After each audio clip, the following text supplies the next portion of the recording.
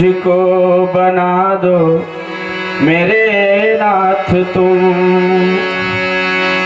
फूल मुझको बना दो मेरे नाथ तुम, फूल मुझको बना दो मेरे नाथ तुम, हार बन जाऊं मैं अर्चना के लिए, फूल मुझको बना दो मेरे नाथ तुम, फूल मुझको बना दो मेरे नाथ तुम, डाल दो मुझको गीतों के बंदों में तुम, डाल दो मुझको गीतों के बंदों में तुम, स्वर बना दो मुझे वंदना के लिए, स्वर बना दो मुझे वंदना के लिए, फूल मुझको बना दो मेरे नाथ तुम।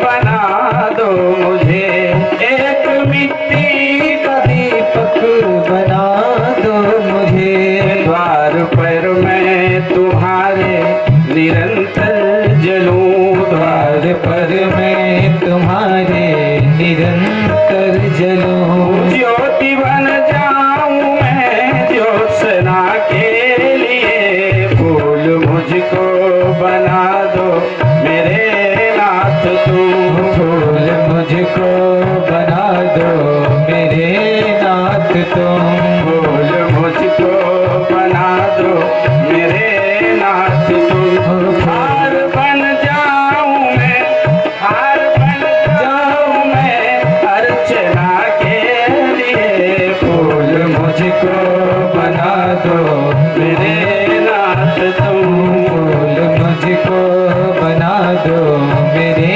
नाथ तुम,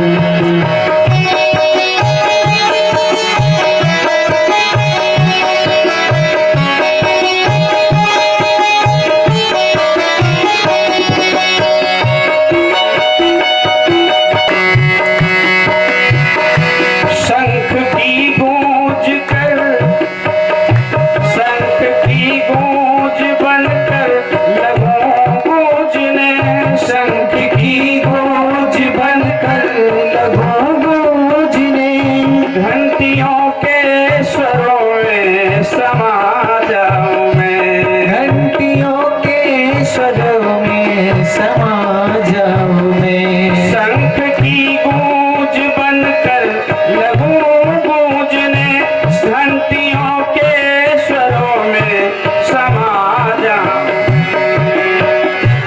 तंत्र बन जाऊं मैं,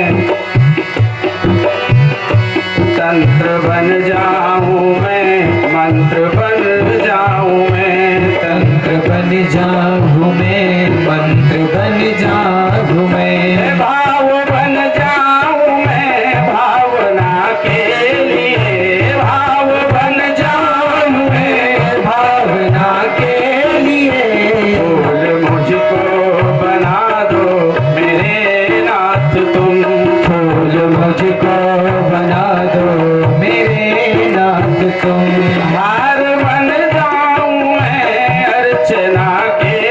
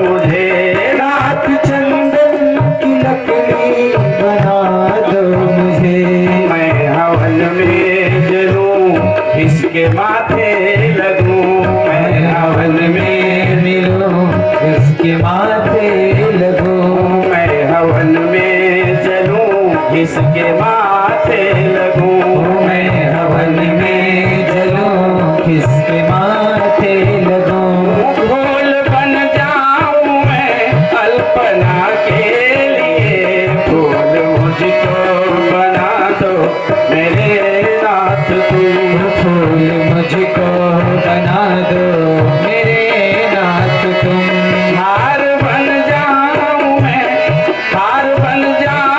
मैं अर्चना के लिए फूल मुझको बना दो मेरे नाथ तुम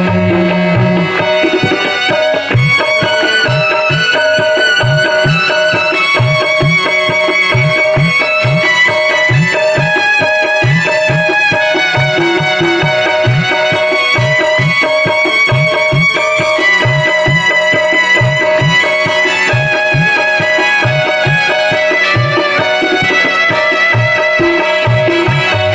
ये आखिरी पंक्तियां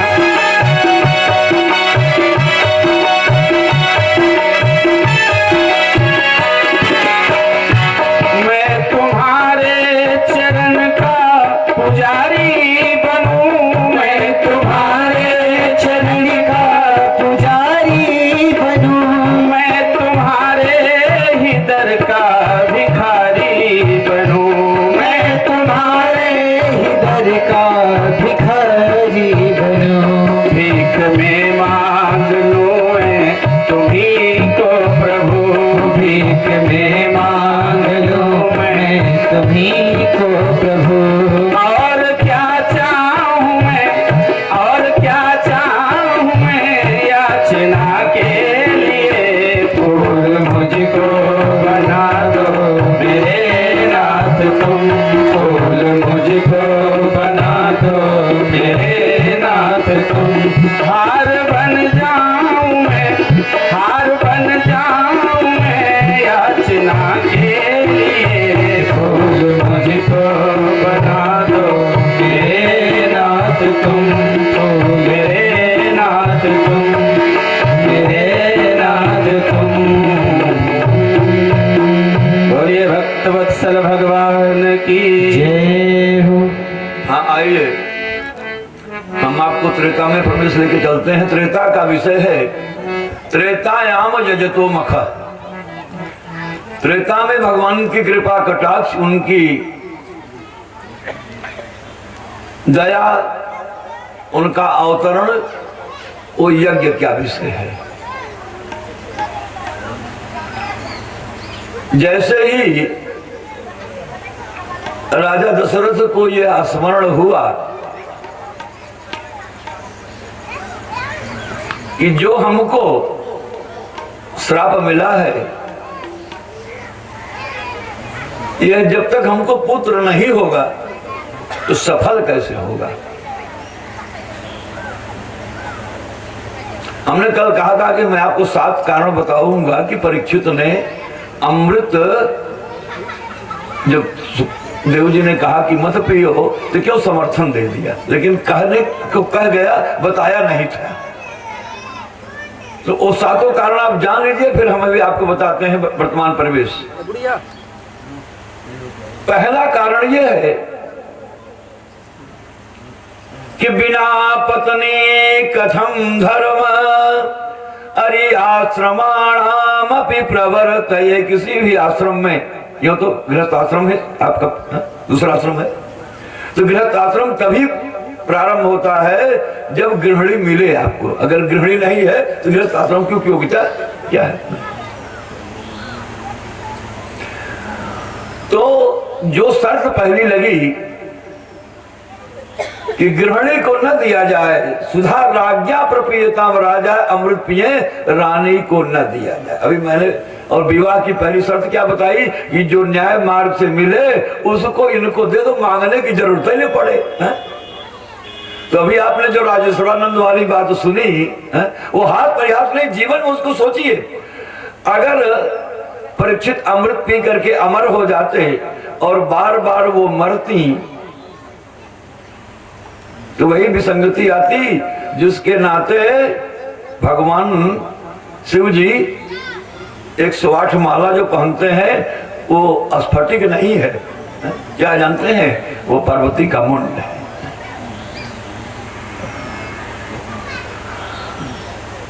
तो आज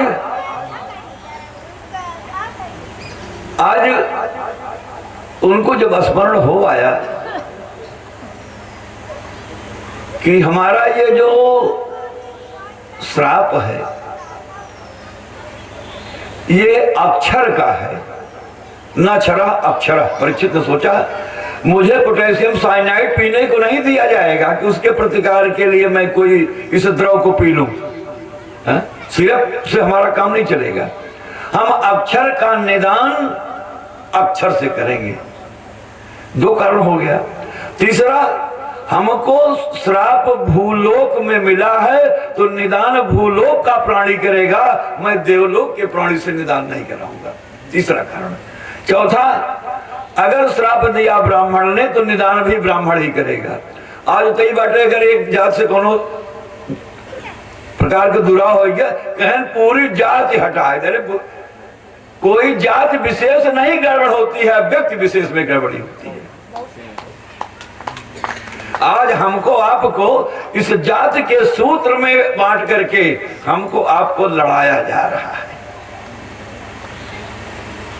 कथा थोड़ा आपको विलंब होगा अभी रास्ते में, और कल भी आग्रह हुआ था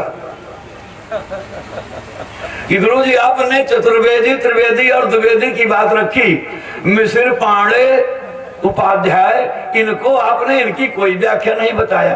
तो आइए अपने बुद्धि और विवेक के अनुसार दो चार लोगों के बारे में प्रकाश डाली दिया जाए,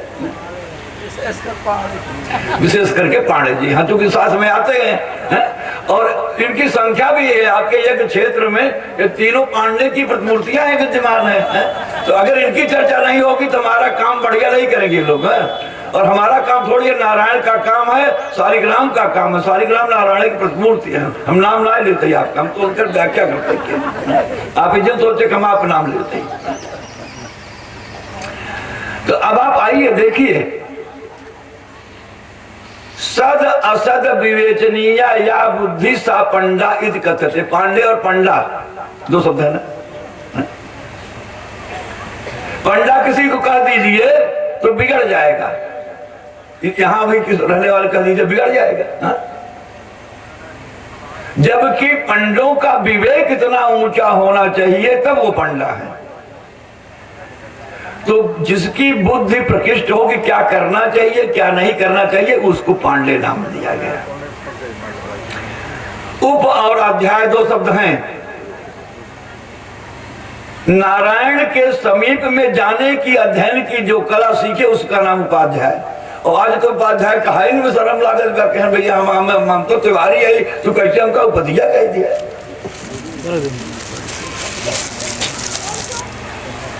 जो अध्ययन की व्यवस्था बताई गई,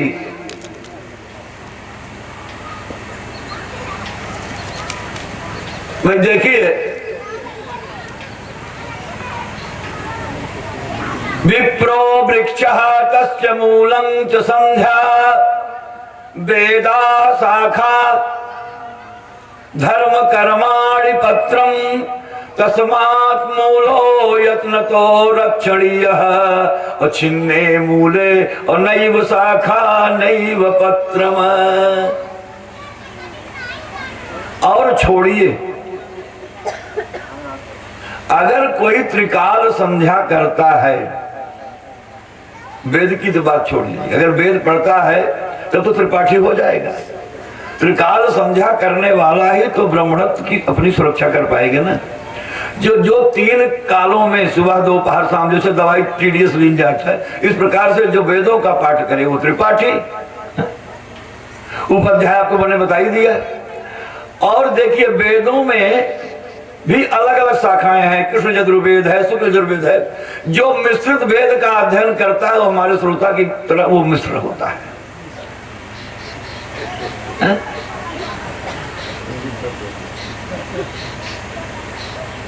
तो इस प्रकार से ये कल का जो अवशिष्ट विषय था थोड़ा सा प्रकाश डाला गया, अपने मूल विषय पे आइए। त्रेतायाम जजतो मखा, त्रेता ये यज्ञ का विषय।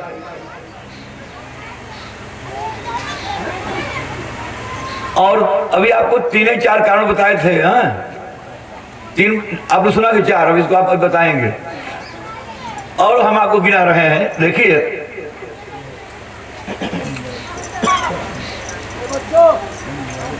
सुखदेव जी मना किए, परीक्षित उसको अंगीकृत भी कर लिए।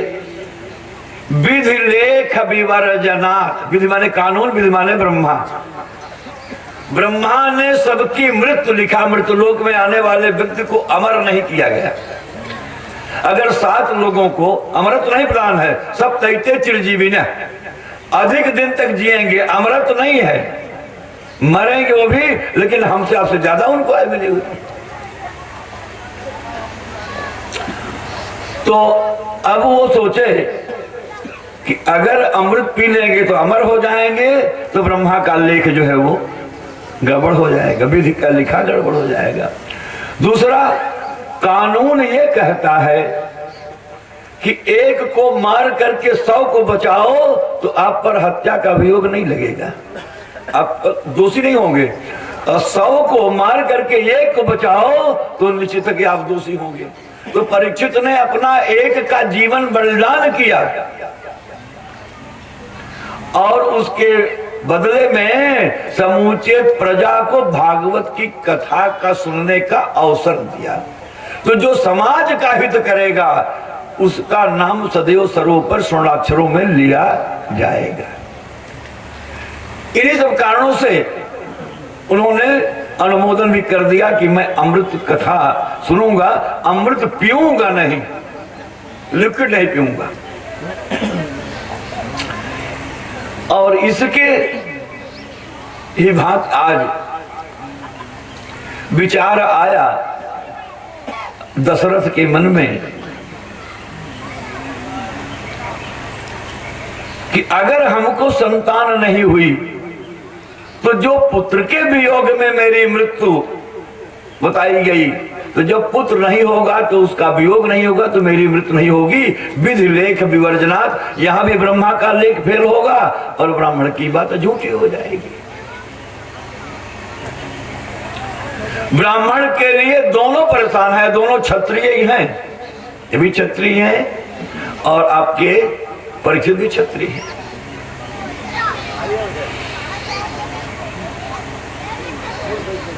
आज उन्होंने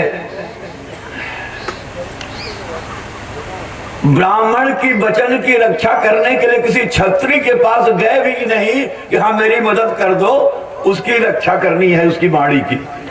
ब्राह्मण की वाणी की रक्षा करने के लिए वशिष्ठ जी के पास गए, ब्राह्मण ही के पास गए, क्योंकि ब्राह्मण का ही तो ब्राह्मण ही सोचे तब तो अच्छा है, और सम्यक हित वही कर भी सकता है।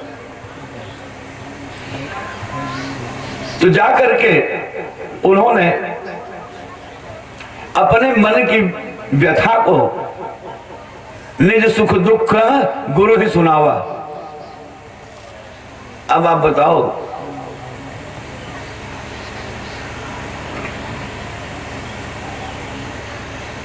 मांगने गए क्या? पुत्र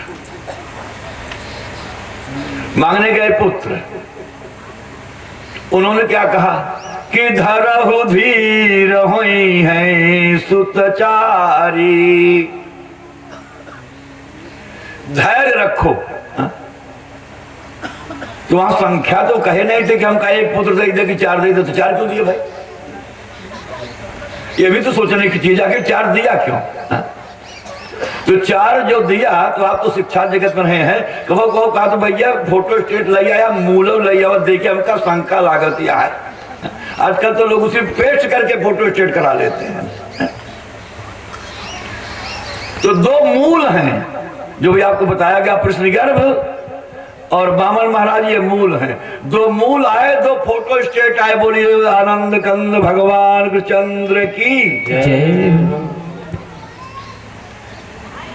तो आज रास्ते में एक प्रसंग और आया था, वो हम यहाँ करवाएंगे नहीं, लेकिन आपको याद दिलाते चलेंगे हम लोग आपस में क्या वार्तालाप करते आए थे। आपके बड़े भैया हैं, हमारे शिष्य हैं, हम भी कभी बड़े भैया का संबोधन देते थे मंत्र के पूर्व। तो इन्होंने और हमने आपस में चर्चा की, हमने कहा आज तो राम के विवाह की तिथि है, तो आपने कहा करवा दीजिए। हमने कहा अक्षर में करवा देंगे, अक्षर में करवा देंगे, यथार्थ में तो कल भगवान का विवाह होगा, क्योंकि उसकी अनुक्रमण क्या है, आदौ हिरण्याक्ष वधा, जो हम आपको बता चुके, द्वितीय भरतावधि, तृतीय सप्तमम संपूर्ण अथवा अवधिमथनम, चतुर्थे कृष्ण जन्मन। आज तो भगवान का जन्म है ना, तो जन्म का आनंद आप लीजिएगा, कल विवाह तो होगा ही। तो राम का विवाह जब हो तो अब विवाह के लिए व्यवस्था बनाना है ना। विवाह में मध्यस्थ की जरूरत पड़ती है, और जैसे ही उपनयन संस्कार इत्यादि हो गया तो अब दैववशात विश्वामित्र जी आ गए, और विश्वामित्र जी आ गए। एक दिन बीता, 2 दिन बीता, 3 दिन बीता, अपनी बात को राजा दशरथ से उन्होंने कहा नहीं कि मेरे आने का हेतु क्या है।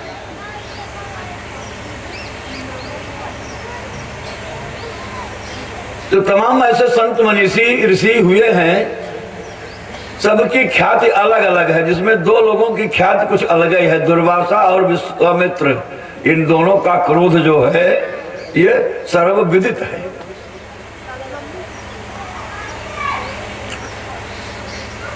तो दुर्वासा को 2-3 दिन जब बीत गया तो अब विचार करने लगे राजा दशरथ की कुछ कह नहीं रहे, आने का कारण क्या है। अंततः पूछ ही लिया कि महाराज जी आप बताइए कि हमारे यहाँ आने का आपका उद्देश्य क्या है। उन्होंने कहा महाराज हम निरुद्देश्य तो आए नहीं है। ऐसा कि जब आपने पूछ ही लिया तो हमको इन्हीं दोनों बच्चों को दे दो।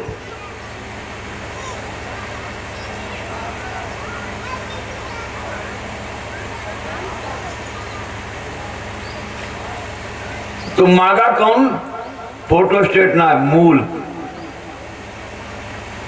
ताए राम और लक्ष्मण को हमको दे दो।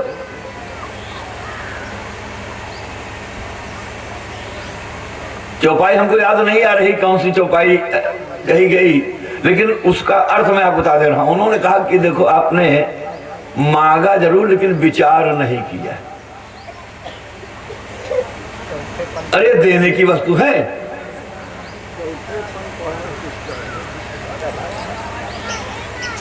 आपने मांगा जरूर लेकिन कोई विचार नहीं किया। तो प्रत्युत्तर क्या देते हैं विश्वामित्र जी कि मैं 4 दिन से यही विचार कर रहा हूं कि आपके यहां मांगने लायक वस्तु है क्या जो मैं मांगू। कहा तात्पर्य, कहा मैं अब तक अनाथ रहा,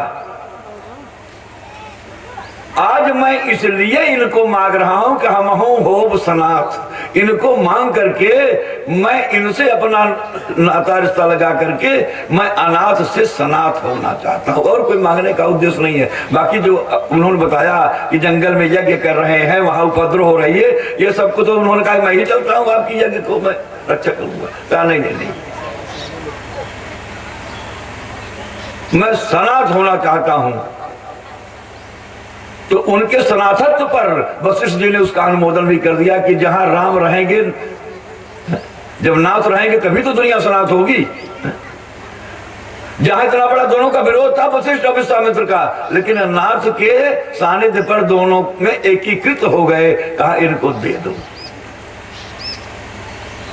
फिर भी मोह बड़ा होता है, वो भी कहते हैं ना पुत्र का जो मोह होता है ये अतिशय होता है। व्यास जब मोहित हो गए तो सामान्य मानव की बात छोड़ो।